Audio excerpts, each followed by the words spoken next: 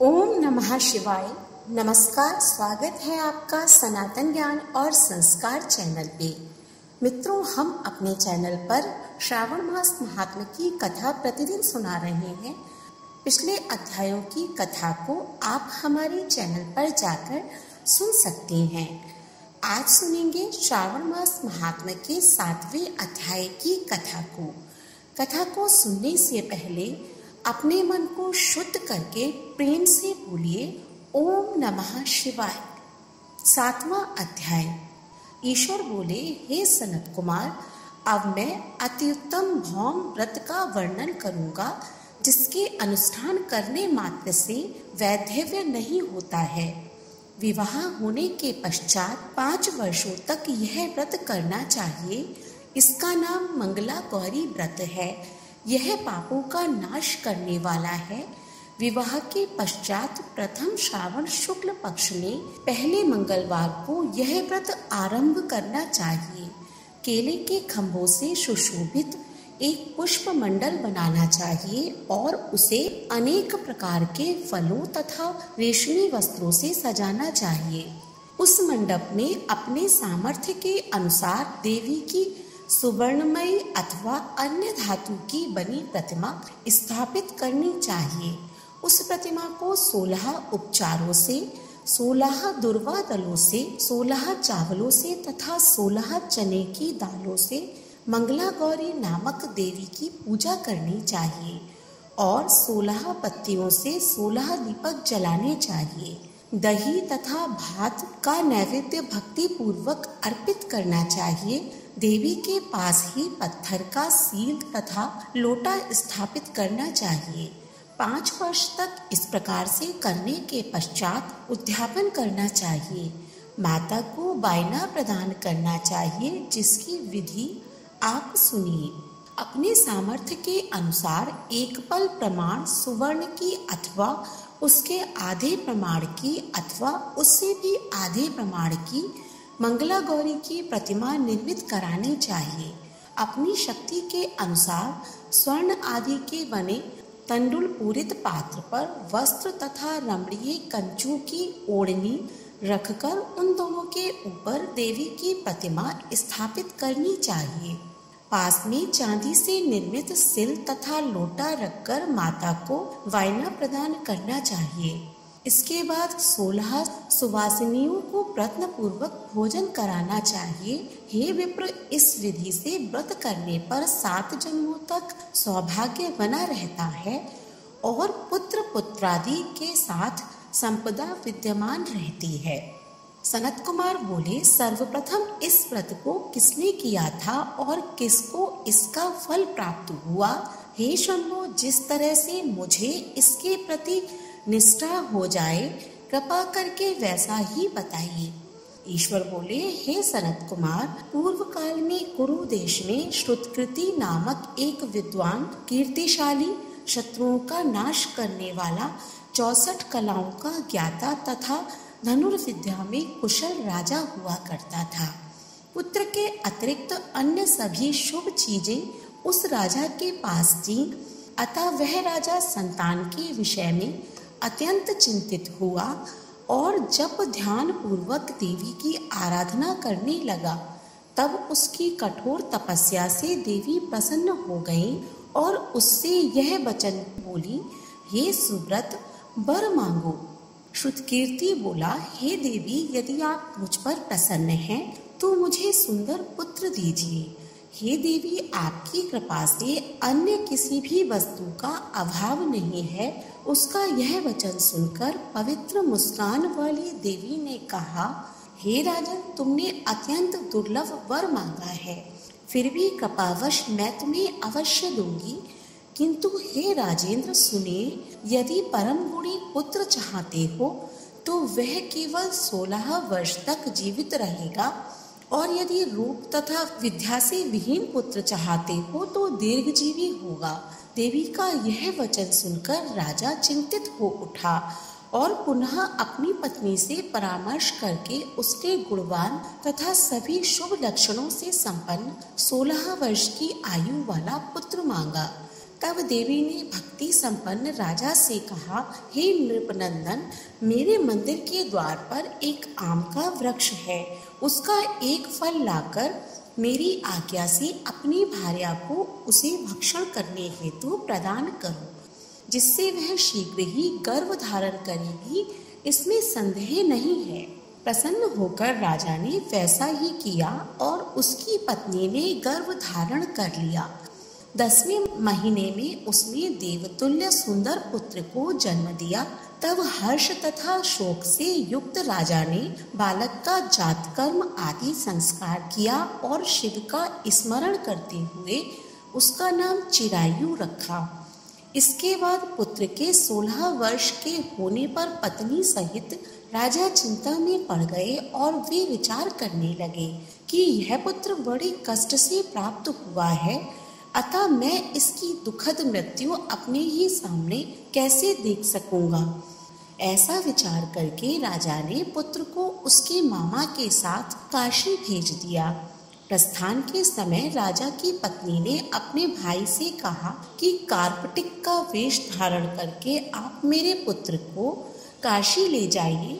मैंने भगवान मृत्युंजय से पूर्व में पुत्र के लिए प्रार्थना की थी और कहा था कि विश्वेश आप जगतपति की यात्रा के लिए मैं उस पुत्र को अवश्य भेजूंगी, अतः आप मेरे पुत्र को आज ही ले जाइए और सावधानी पूर्वक इसकी रक्षा कीजिएगा।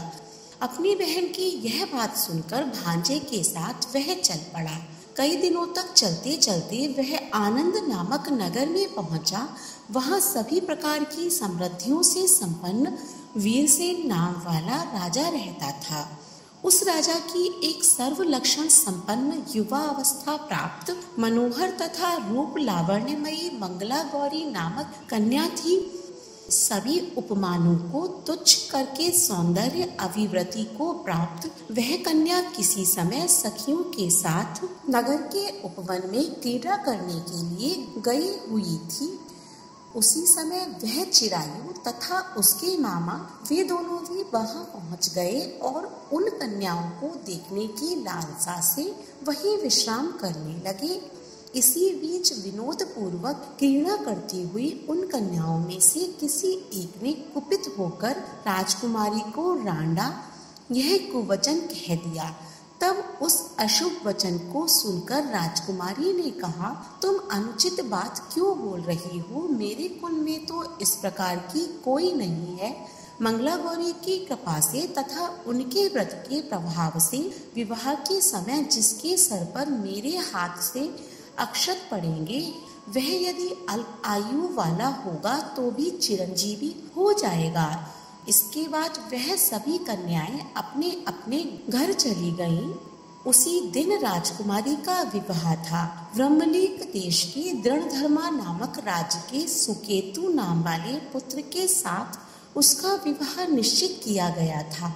वह सुकेतु विद्याहीन कुरूप तथा बहरा था। तब सुकेतु के साथ आए हुए उन लोगों ने विचार किया कि इस समय कोई दूसरा श्रेष्ठ वर ले जाना चाहिए और विवाह संपन्न हो जाने के बाद वहां सुकेतु पहुंच जाए। उन लोगों ने चिरायु के मामा के पास जाकर याचना की कि आप इस बालक को हमें दे दीजिए, जिससे हमारा कार्य सिद्ध हो जाएगा। इस पृथ्वी पर परोपकार के समान दूसरा कोई धर्म नहीं है। उनकी बात सुनकर चिरायु का मामा मन ही मन बहुत प्रसन्न हुआ, क्योंकि उसने उपवन में पहले ही कन्या मंगला गौरी की बात सुन ली थी। फिर भी उसने एक बार कहा कि आप लोग इसे किस लिए मांग रहे हैं? कार्य की सिद्धि हेतु वस्त्र अलंकार आदि मांगे जाते हैं, वर तो कहीं भी नहीं मांगा जाता। तथापि आप लोगों का सम्मान रखने के लिए मैं इसे दे रहा हूँ। इसके बाद चिरायु को वहां ले जाकर उन लोगों ने विवाह संपन्न कराया। सप्तपदी आदि के हो जाने पर रात्रि में शिव पार्वती की प्रतिमा के समक्ष उस चिरायु ने हर्षयुक्त होकर मंगला गौरी के साथ शयन किया। उसी दिन चिरायु के 16 वर्ष पूर्ण हो चुके थे और अर्धरात्रि में साक्षात काल सर्प रूप में वहां आ गया। इसी बीच संयोगवश राजकुमारी जाग गई। उसने उस महासर्प को वहां देखा और भय से व्याकुल होकर कांपने लगी। तभी उस कन्या ने धैर्य धारण करके 16 उपचारों से सर्प की पूजा की और पीने के लिए उसे दूध दिया। उसने दीनता भरी वाणी में उस सर्प की प्रार्थना की तथा स्तुति की। महागौरी प्रार्थना करने लगी कि मैं उत्तम व्रत को करूंगी जिससे मेरे पति जीवित रहें। यह जिस तरह से चिरकाल तक जीवित रहें, आप वैसा कीजिए।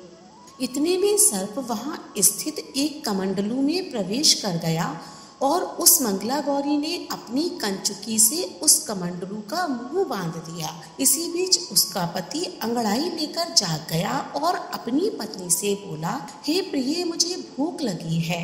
तब वह अपनी माता के पास जाकर खीर, लड्डू आदि ले आई और उनके द्वारा दिए गए भोज्य पदार्थ को उसने प्रसन्न मन होकर खाया। भोजन के पश्चात हाथ धोते समय उसके हाथ से अंगूठी गिर पड़ी।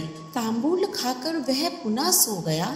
इसके बाद मंगला गौरी कमंडलू को फेंकने के लिए जाने लगी। विधि की कैसी गति है कि उस कमंडलू में से बाहर की ओर जगमग करती हुई हार कांति को देखकर वह आश्चर्यचकित हो गई। घट में स्थित उस हार को उसने अपने कंठ में धारण कर लिया। इसके बाद कुछ रात शेष रहते ही चिरायु का मामा आकर उसे ले गया। इसके बाद वर पक्ष के लोग सुकेतु को वहां ले आए।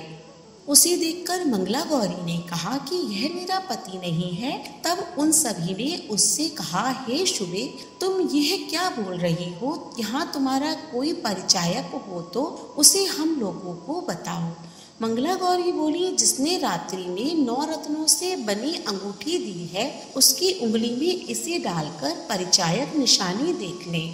मेरे पति ने रात्रि में मुझे जो हार दिया था उसके रत्नों का समुदाय कैसा है, इस बात को यह बताएं। यह तो कोई अन्य ही है। इसके अतिरिक्त रात्रि में आम सींचते समय उसका पैर कुमकुम से लिप्त हो गया था। वह मेरी जांघ पर अब भी विद्यमान है। उसे आप लोग शीघ्र देख ले।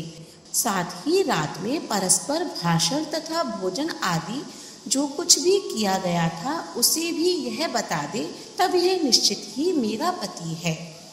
इस प्रकार उसका वचन सुनकर सभी ठीक है कहने लगे, किंतु इस प्रकार उसका वचन सुनकर सभी ठीक है कहने लगे, किंतु जब एक भी बात ना मिली तब सभी ने सुकेतु को उसका पति होने से निषिद्ध कर दिया और वर पक्ष वाले जिस तरह से आए थे उसी तरह से चले गए।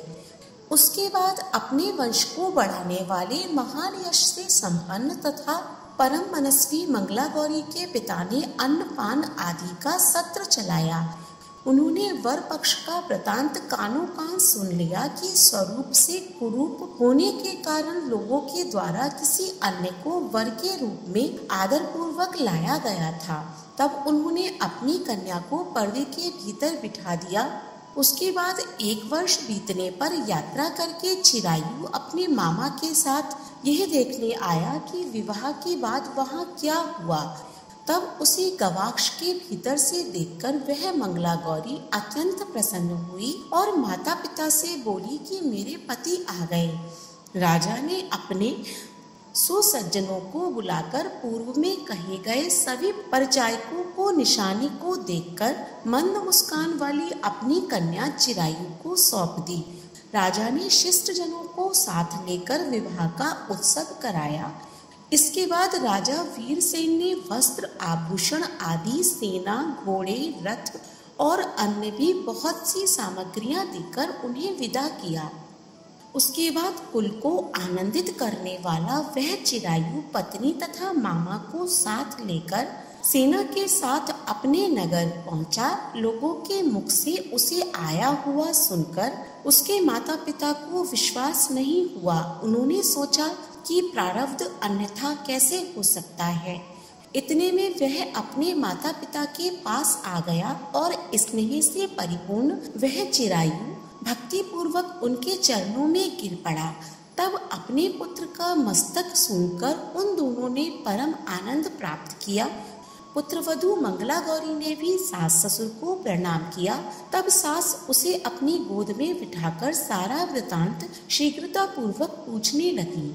हे महामुनि, तब पुत्रवधू ने भी मंगला गौरी के उत्तम व्रत महात्म्य तथा जो कुछ घटित हुआ था वह सब वृतांत सुनाया। हे सनत कुमार, मैंने आपसे इस मंगला गौरी व्रत का वर्णन कर दिया है। जो कोई भी इसका श्रवण करता है अथवा जो इसे कहता है उसके सभी मनोरथ पूर्ण हो जाते हैं, इसमें जरा भी संदेह नहीं है। सूत जी बोले, हे ऋषियों, इस प्रकार शिव जी ने सनत कुमार को यह मंगला गौरी व्रत बताया और उन्होंने सभी कार्यों को पूर्ण करने वाले इस व्रत को सुनकर महान आनंद प्राप्त किया। इस प्रकार श्री स्कंद पुराण के अंतर्गत ईश्वर सनत कुमार संवाद में श्रावण मास महात्म्य में मंगला गौरी व्रत कथन नामक 7वां अध्याय पूर्ण हुआ। बोलिए भोलेनाथ भगवान की जय। अगले अध्याय का श्रवण करने के लिए जुड़े रहे हमारे चैनल के साथ। और आज का अध्याय अगर पसंद आया हो तो कमेंट बॉक्स में ओम नमः शिवाय अवश्य लिखें और ऐसे ही धार्मिक वीडियोस देखने के लिए हमारे चैनल को सब्सक्राइब करें। धन्यवाद।